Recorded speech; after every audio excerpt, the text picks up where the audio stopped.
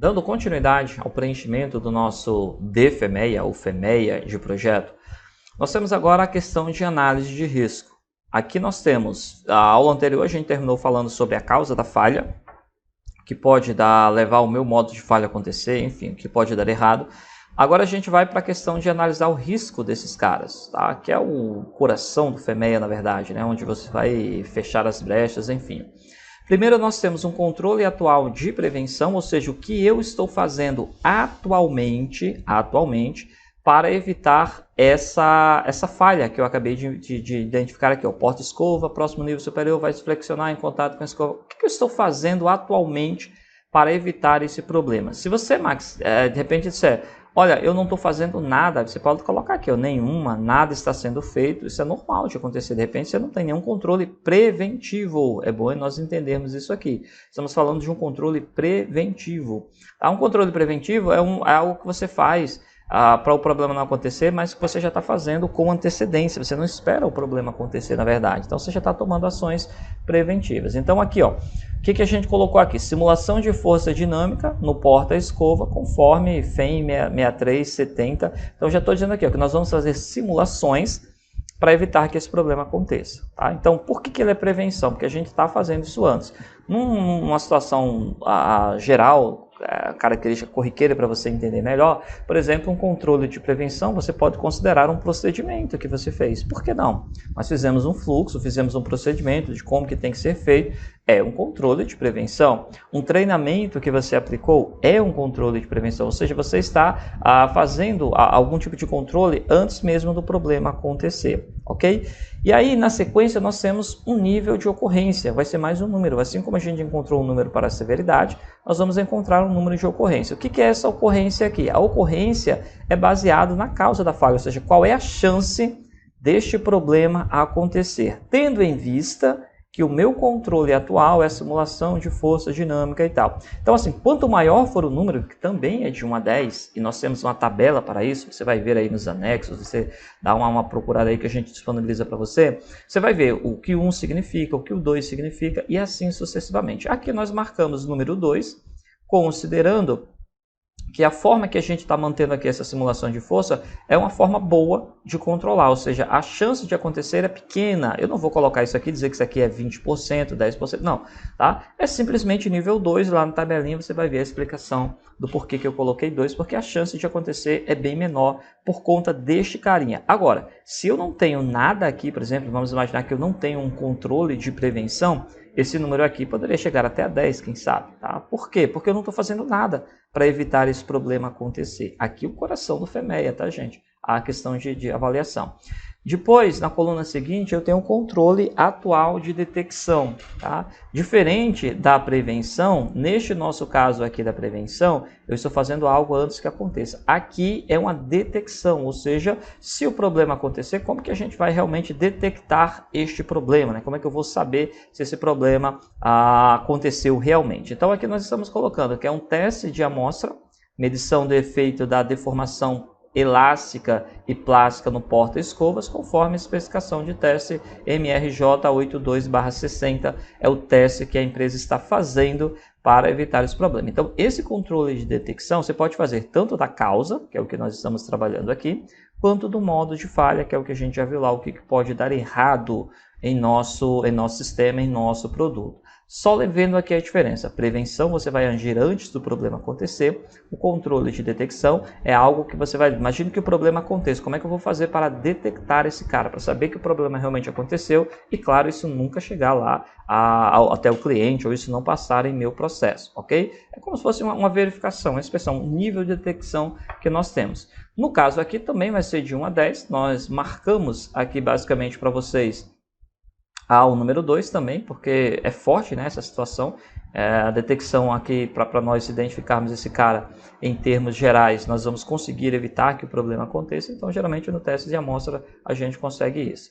Aí vem um cara fundamental também aqui dentro do nosso FEMEA, que é a prioridade de ação. Ou seja, essa prioridade de ação, existe uma tabela, e aí você vai buscar também essa tabelinha, a gente vai disponibilizar para vocês. Dentro dessa tabela, ele vai dizer se a prioridade de ação tem que ser alta, média ou baixa. Baseada em quê? baseada nesses valores que nós vemos aqui, ó, severidade, ocorrência, detecção. Na tabelinha você vai conseguir chegar exatamente ao valor exato. Você diz, qual que é a detecção? Ah, marquei 6, então ele vai dizer, então se é 6, siga esse caminho. Qual que é a ocorrência? 2. Opa, 2, então segue esse caminho aqui. E qual que é a detecção? É 2, então você segue esse caminho, ele vai exatamente dizer para você, no nosso caso aqui, que seria baixa. B aqui de baixa, você pode colocar a palavra baixa ou simplesmente B, alta, média, enfim. Então, essa prioridade de ação, ela é baixa. Se ela é baixa, eu não tenho obrigação de fazer uma ação de prevenção. Por quê? Porque ele está dizendo que é baixa porque a chance de acontecer é pequena. A chance de acontecer quem, Max? Estou confuso. A chance de acontecer esse modo de falha. Não esqueça, o modo de falha é o que pode dar errado.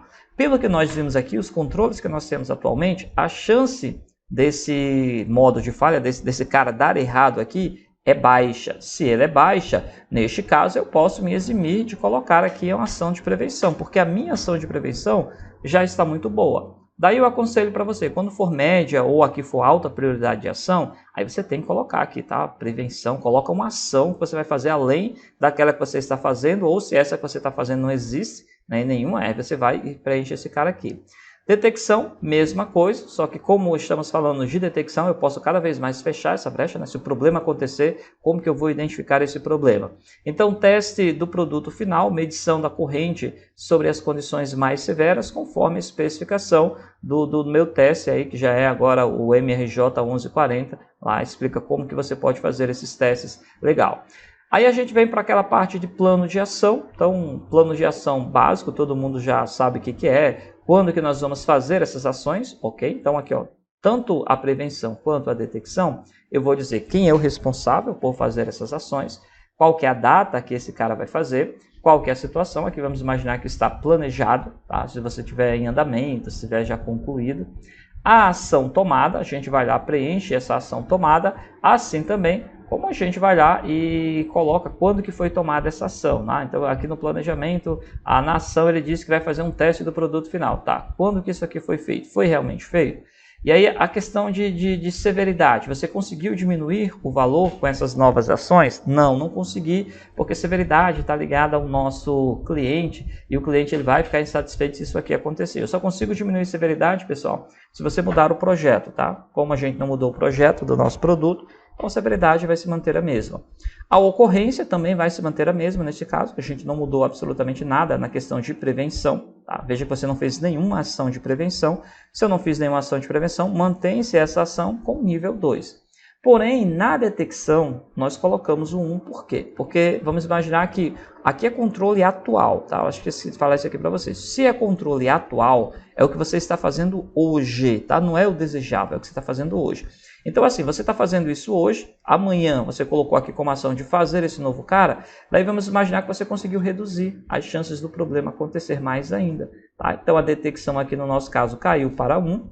A prioridade de ação manteve-se em baixa, tá? Se esses dois números aqui de repente já variassem, claro que a gente já está em baixa, nós vamos se manter em baixa, né? Não fazia sentido de repente nós aumentarmos esse dado. Mas vamos imaginar que aqui a tua prioridade de ação fosse alta, por exemplo. Com uma nova ação dessa, você iria cair para a média ou para a baixa, enfim. Essa é a ideia do nosso FEMEA de projeto.